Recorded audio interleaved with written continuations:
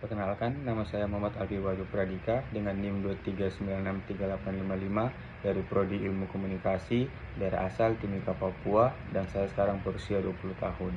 Sebelumnya, saya belum pernah menjadi seorang pemimpin organisasi, tapi seandainya bisa memilih, mungkin saya ingin menjadi pemimpin organisasi Himpunan Ilmu Komunikasi Amikom atau HIMIKA. Nah, visi saya sebagai pemimpin yaitu menjadikan himpunan HIMIKA yang aktif, inklusif, dan inspiratif dalam mengembangkan potensi mahasiswa ilmu komunikasi sebagai individu yang kreatif, kritis, dan berintegritas. Misi saya sebagai pemimpin yaitu yang pertama, membangun lingkungan yang kolaboratif untuk mendukung pengembangan akademik, minat, dan bakat mahasiswa.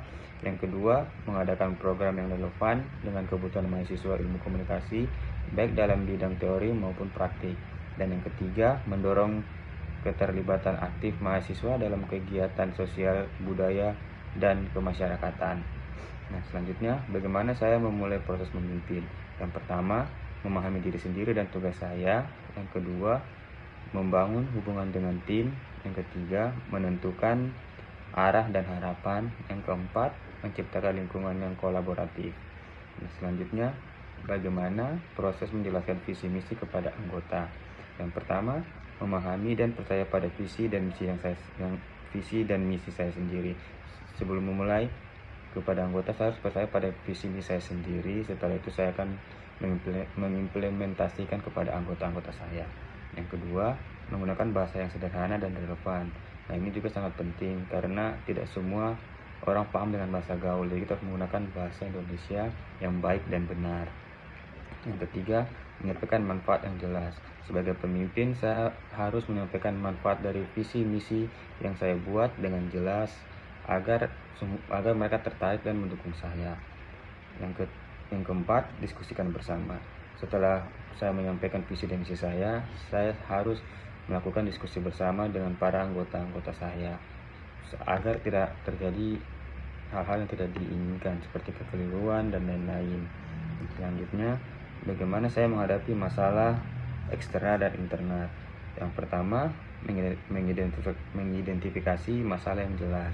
Kita harus mengidentifikasi ini masalah apa, tentang apa, terus jalan keluarnya bagaimana, seperti itu. Yang kedua, dengarkan semua pihak terkait. Saya sebagai pemimpin harus mendengarkan semua pihak yang terkait.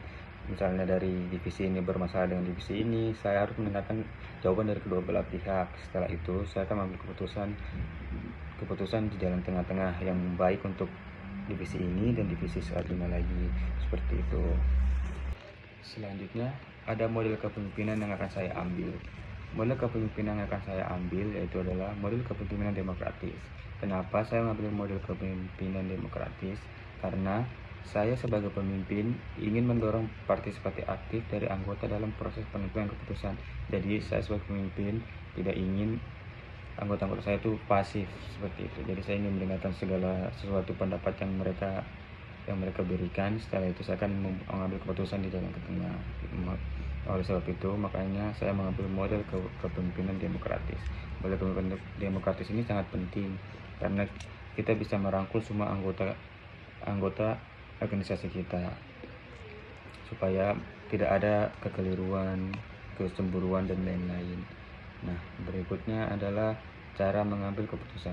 Nah, cara saya mengambil keputusan kepemimpinan demokratis yaitu dengan cara membuat rapat diskusi dan memberikan hak ke seluruh anggota untuk berpendapat.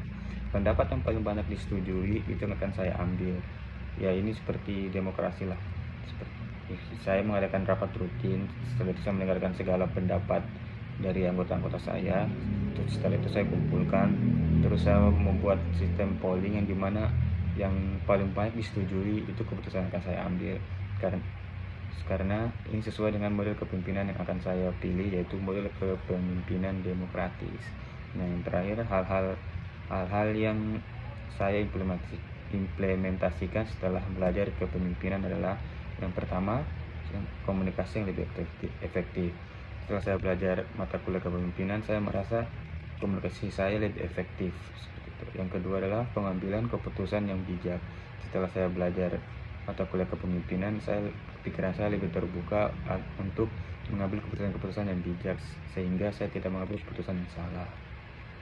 Yang ketiga, kemampuan menginspirasi orang lain. Saya merasa setelah saya belajar kepemimpinan, saya bisa menginspirasi banyak orang dengan public speaking saya yang mulai membaik, mulai bagus. Saya bisa menginspirasi banyak orang. Yang keempat, mengelola konflik dengan bijak. Setelah saya belajar kepemimpinan, saya semakin bisa mengelola konflik dengan bijak, tidak mengambil putusan dengan cara cepat, tapi saya harus berpikir segala macam, sehingga masalah konflik yang saya hadapi tidak berkepanjangan dan akan selesai hari itu juga. Nah, yang kelima yaitu meningkatkan kemampuan beradaptasi. Setelah saya belajar mata kuliah kepemimpinan, saya merasa kemampuan beradaptasi saya meningkat, sehingga saya bisa ditempatkan di mana saja dan saya dapat beradaptasi dengan cepat. Seperti itu. Sekian dari saya. Terima kasih.